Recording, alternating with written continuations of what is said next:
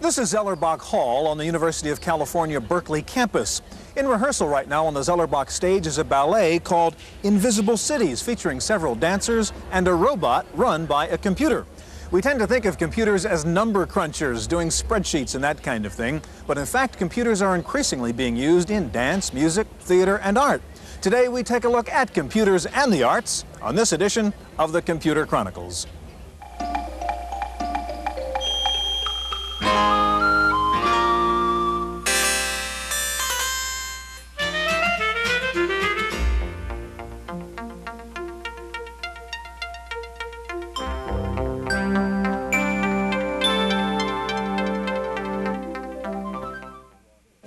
The Computer Chronicles is made possible in part by McGraw-Hill, publishers of Byte magazine, and Bix, the Byte Information Exchange.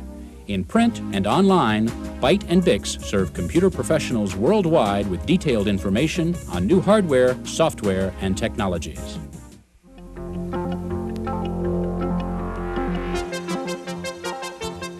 Welcome to the Computer Chronicles. I'm Stewart Cheifet, and with me this week is George Morrow.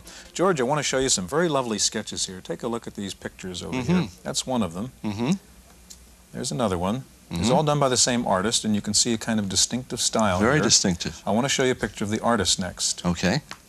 A plotter hooked up to a computer. Okay, now there's a human being involved, of course. It's this artist, Harold Cohen. That's, in fact, a color example of the kind of paintings done by his computer system. George, some artists say computers and the arts don't mix, apples and oranges. Very bad idea. What do you think? I disagree, Stuart. I think they're getting the hardware mixed up with the software.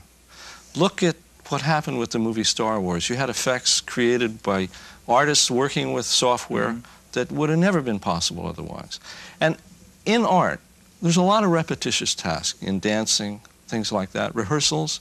And in repetitive tasks, computers can be a marvelous tool when the software is done by the people that are involved, the artists, and not some computer scientist. George, today we're going to take a look at several examples of how computers, hardware, and software are used in the arts. We're going to begin by going back to that robot ballet I was talking about before and see how computers and robots are used in the world of dance.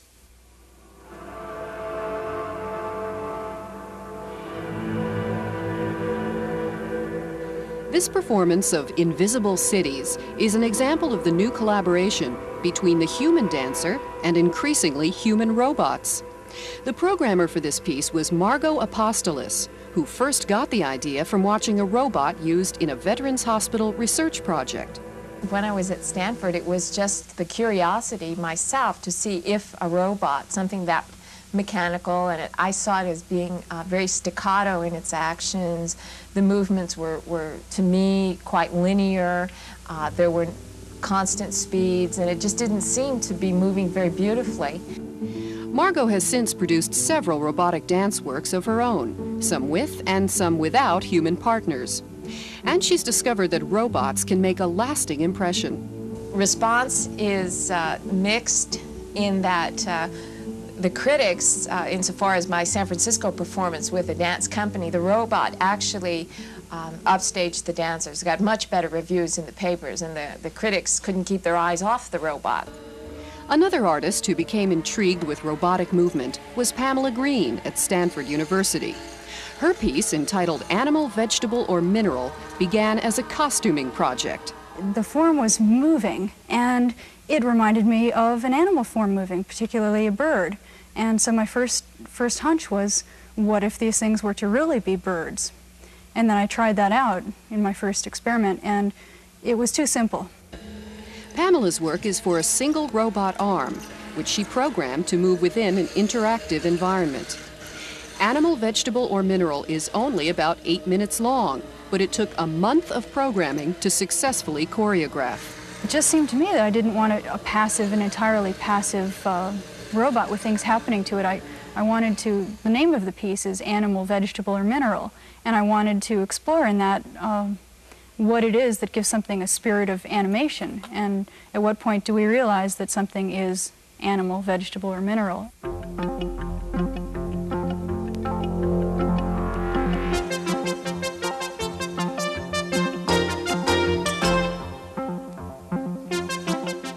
Joining us in the studio now is Eddie Dombrauer. Eddie's president of Dom Dance Press and the developer of a software program for choreographers, George.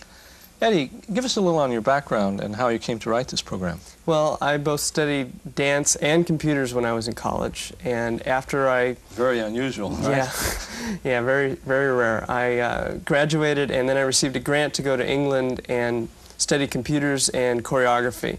At that time in 1980, there wasn't a whole lot being done, especially not on small portable computers. Everything was being done at the research level. And so I worked a little bit on human animation because I felt that was a better way to represent notation. Your dance representations are all visual then? That's right, so the dancer can just watch a human move a little bit how like they watch a dancer move in a studio. The problem is, I take it, trying to find the words to describe the infinite number of dance movements and so on, and instead of trying to create that language, you're just putting the movements on the screen. That's right. It's too cumbersome to look at it on paper. Okay, well, let's take a look at it. Okay.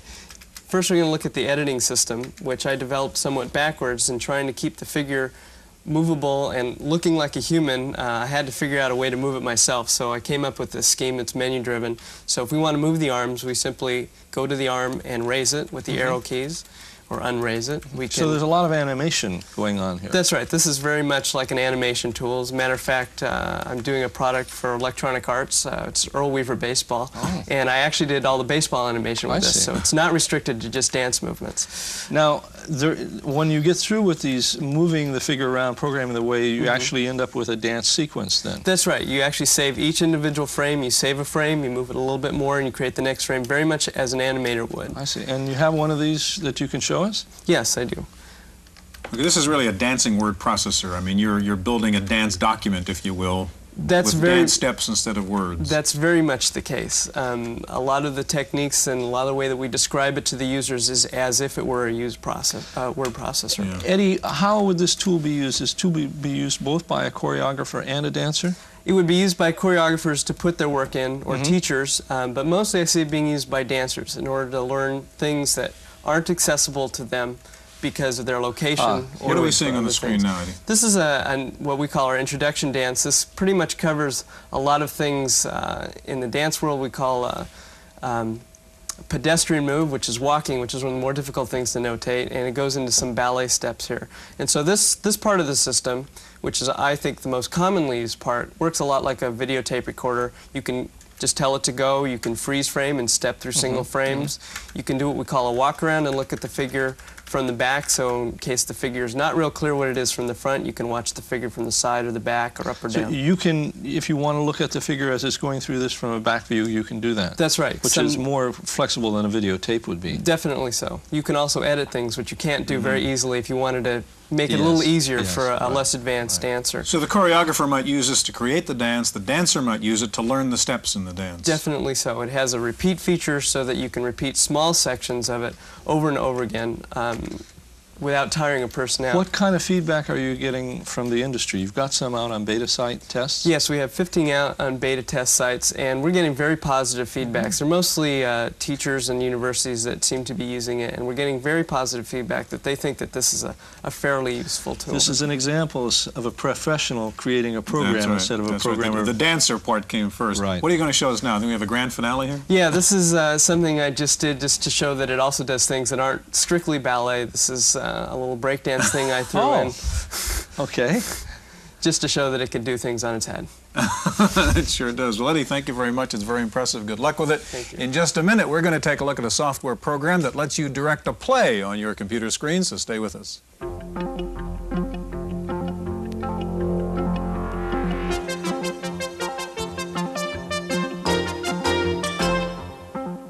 Joining us now in the studio are Larry Freelander, professor of English at Stanford University, and next to Larry, Charles Kearns, a project leader in the IRIS program at Stanford. George? Charles, tell us just a bit about IRIS and how it works at Stanford. IRIS is a part of academic computing at Stanford, and we had a special project where we worked with faculty members to develop instructional courseware. And this is one of the projects that we developed. So you act as a resource for people who aren't entirely computer literate or don't have all the equipment they need for a project. That's correct. We supply equipment and programming expertise. Larry, what is the program that you've developed? This is a program to help students who have no theatrical background and who are in large classes who are studying Shakespeare or theater and mainly only can read the text, have no access to a stage. This is to help develop their imaginations for staging and spatial relationships, so that when they read, they can also, in their mind, create a scene. I'm going to show you a scene a student has created, and then go back and show you how it's been made. So I've just accessed it, and it's going to play. It's a scene from Hamlet, and in this scene, Hamlet and Ophelia are attempting a reconciliation. There's father coming down and trying to check out the action. Hamlet is speaking to Ophelia. This is coordinated with the text, and Ophelia is not interested, and she's going to walk away. And I think for some reason we have, oh, there we go. And the scene is now over. Now, in order to do this, the student has started from the beginning and picked stages and actors and props that he or she wants. For example, the same scene could be done with... so this could have been an assignment.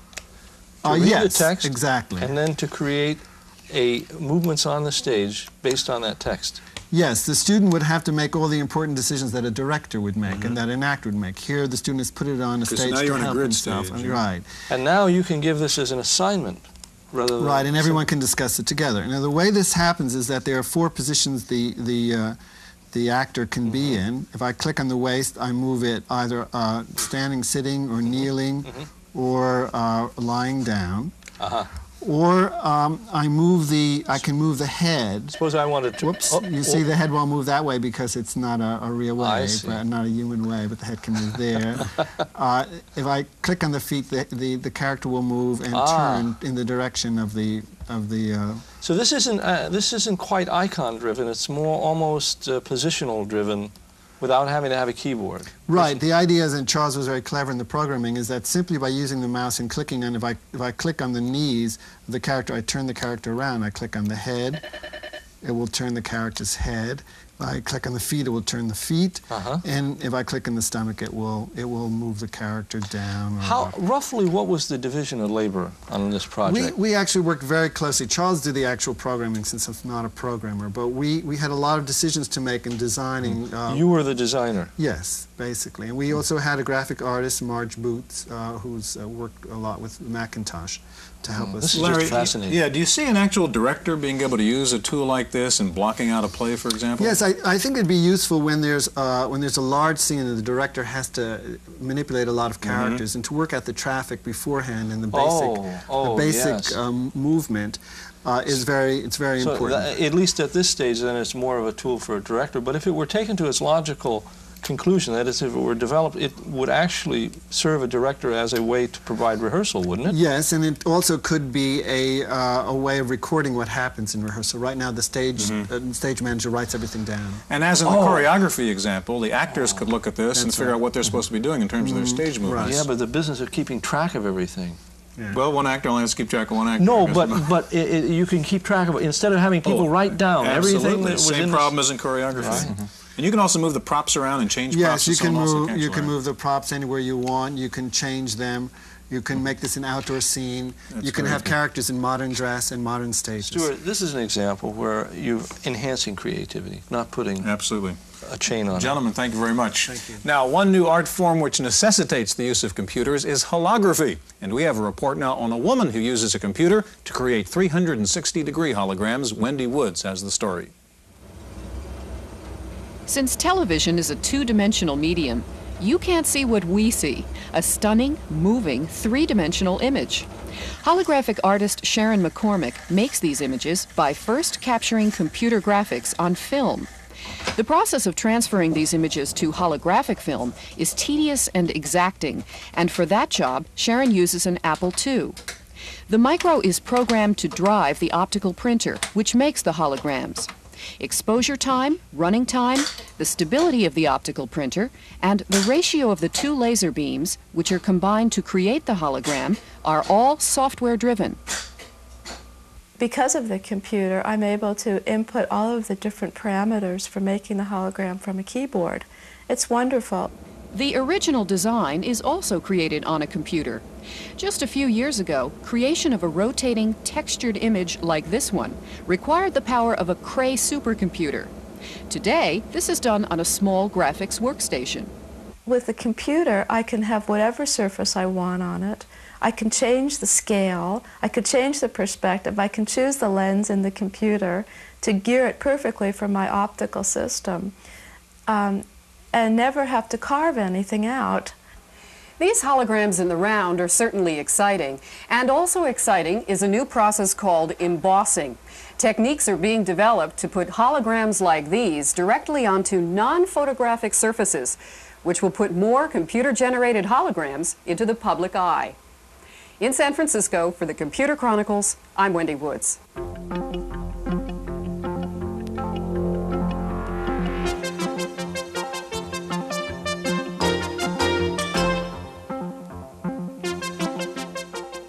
With us in the studio now is John Burke, conservator with the Oakland Museum. Next to John, Stacy Mitchell, CEO of Great Wave Software. George? John, conservator is not the most common occupation, nor is it obvious how a conservator uses software. Well, they used to call us restorers. We're the people in museums who take care of the objects. We do so many other things besides restore them. We preserve them and conserve them, like cultural artifacts and our cultural heritage. This would be paintings or pieces of sculpture? Paintings, pieces of sculpture, works on paper. Virtually any piece of art. Cultural art. And how do computers get into your work then? Well, documentation is very important in the kind of work that I do. We have to know the condition of an object at all times. We need to know what is done to it, what has been done to it, what changes we affect, and how it made it. So lots of detail and lots of tracking. Exactly. And you have a piece of software here which helps you do that. Yes, well, I'm using Microsoft File as a database. I'm coupling that with a video digitizer called MacVision to keep a picture of the object that I'm working on. So show us how you use it. You're using off-the-shelf software here, really in an art application. That's right. And show us how you use it. Okay, this is basically number of objects here on the screen. When I receive them, the client, their address, accession number, the artist, the title. Okay, so that's your database of the pieces of art you're working on. Exactly. But you couple this with some video data too. That's right. Let's look at one of those reports. Sure. This again has the other information, the owner, the date, etc., etc. But it has a digitized picture of the art object and where something was missing. This was replaced. It's much easier for us to show an image on the screen than it is to describe in words. So that's the damage to that particular painting. Exactly. I have other types of things in here that you can see. This is an object as opposed to a piece of paper. The digitizer works with 3D pieces as well as two-dimensional ones. There were tape stains on the margins of the print. I just drew those in and then noted them at the bottom where the tape stains were. We also do a verbal description of our treatments. So we're able to mix text and video information together in this. And we take photographs for more specific information. And these are cracks? You can see the cracks on the vase, exactly. It's much easier to access this kind of information being computerized. So this is really, once again, like the dancing or the acting we just saw before, George, another way to not have to come up with words to describe these things, but really record the real thing. Yeah. Mixture of video and text. The last piece I have here is a Balinese mask that has some damage on the top. You can see, and the size has been noted on the side, so you can get a sense for the size of the piece. Okay, and you could print out a record of that to show to a client or something? Happen to have that's the report that was done. You can see how it prints out very much like it is on the screen. And this is the object. And that's the real piece of art that was used. That's very interesting. That's great. And you really couldn't do this without something like this software. Or nearly the detail. No, not as easily. We certainly could use photographs, but they're not as convenient to access as... John, I'm going to ask you to unboot there and get your software out of there as we turn to Stacy here and go to the world of music now. You have something called terpsichore, and that's as confusing as being a conservator. Tell us what that is. Okay, terpsichore is the name of a work of music that was compiled by Michael Praetorius and first published in 1612. What it is terpsichore is the Greek muse of dance, and what it is a collection of 312 dances. And what we have on our computer program is author Richard Ray has put together a compilation of 181 of those dances onto computer disk and designed the Renaissance instruments to play with them. Okay, can we load up terpsichore here? Can you reach over, or maybe John can help you, whatever way to do that here? There. Okay, this will take a second or two to load. So tell us what you've done now with terpsichore, Stacy. Basically, it is an addition to Concertware Plus, which is our music program that we have. And what it is basically a set of music for the Macintosh.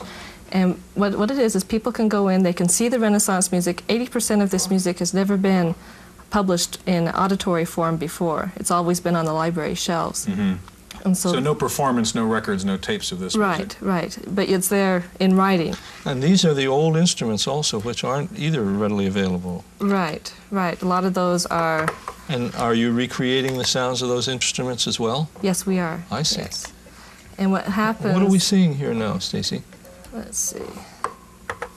What we have here is we'll have actually a piece of music that we'll play, and we have it working with the Casio CZ101. It's designed also to work with Consort plus MIDI. But that's talks to the Mac talks to the Casio over a MIDI bus, right? Yes. Yeah, basically. Okay, so you're doing what now? Loading in a piece of music? I am loading in one of the pieces of music, and you'll see a lot of different Renaissance instruments on the screen, which Richard has designed to sound as much like Renaissance music. And what are we listening to now?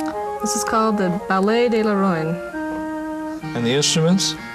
We have on this piece, we have a racket, a recorder, a crumb horn, viola da gamba, regal lute, bombard, and a true harpsichord.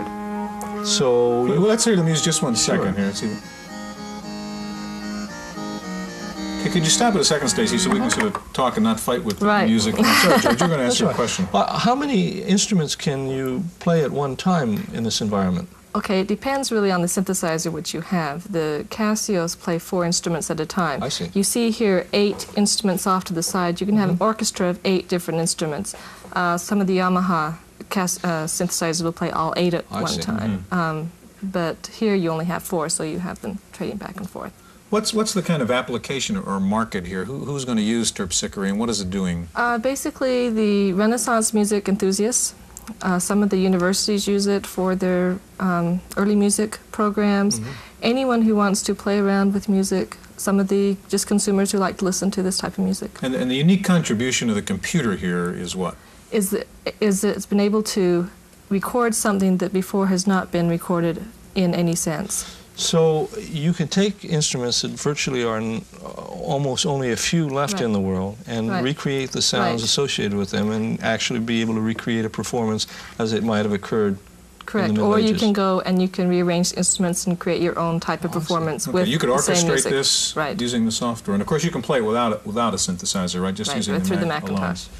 John, have you ever thought about designing software to do the kinds of things you do in artwork rather than using off-the-shelf stuff? Actually, yes. We've been talking about doing the kind of documentation that I showed you using artificial intelligence, entering a picture of the object and its exterior dimensions, and then pointing to various pieces, parts of damage, sizes, etc., and having the computer figure out the type of damage, where it exists, and write documentation for us. Making yourself more productive. Exactly, making a number of people able to do something that up to now takes an expert to do. All right.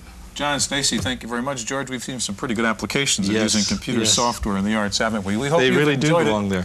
And we'll be back in just a minute with this week's Computer News.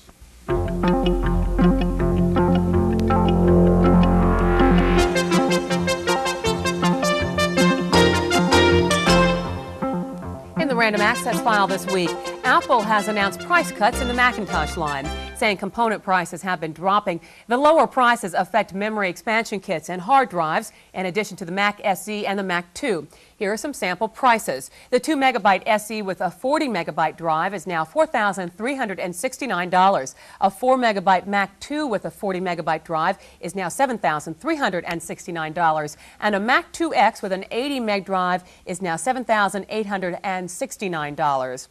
Generally, good reviews are coming in on the new Mac SE30, a souped-up version of the old Mac SE featuring the faster 16 megahertz 68030 microprocessor. The SE30 is being described as a Mac 2 in an SE box. The new SE30 has a different slot architecture called the O30 direct slot. That means that expansion cards designed for the old SE cannot be used on the SE30. However, the new slot does open up the SE30 to the new bus cards designed for the Macintosh 2. Jasmine has announced it will soon start shipping its new erasable optical disc drive. It's a 5¼ drive with a 600 megabyte capacity. Average seek time is 50 milliseconds. The price is under $5,000. And Verbatim has announced a 3½ erasable optical drive, claiming average access time of 30 milliseconds. No word on price or shipping date. Unisys has introduced what it is calling the world's first desktop mainframe called the Micro A. Unisys says the desktop computer can run MS-DOS programs, or it can run programs written for Unisys Series A mainframes. Lotus has unveiled its new Magellan program. It's a hard disk management program that lets you search for files by keywords, phrases, or concepts. The program also lets you combine files or portions of files into a new single file. Magellan ships in April. List price is $195. Meanwhile, Lotus got some bad news on the earnings front. Fourth quarter net was down over 60% from $23 million in 1987 to only $9 million last year. However, yearly net sales were up 18%. Finally, Hungarian gamesman Erno Rubik has said niet to a computer version of his famous puzzles, including the classic Rubik's Cube and the new Rubik's Clock. Mr. Rubik says a puzzle must be touched and felt, and that you can't do that yet on a computer screen. That's it for this week's Random Access File. I'm Cynthia Steele. The Computer Chronicles is made possible in part by McGraw-Hill, publishers of Byte magazine, and BIX, the Byte Information Exchange. In print and online, Byte and BIX serve computer professionals worldwide with detailed information on new hardware, software, and technologies. For a transcript of this week's Computer Chronicles, send $4 to PTV Publications, Post Office Box 701, Kent, Ohio 44240. Please indicate program date.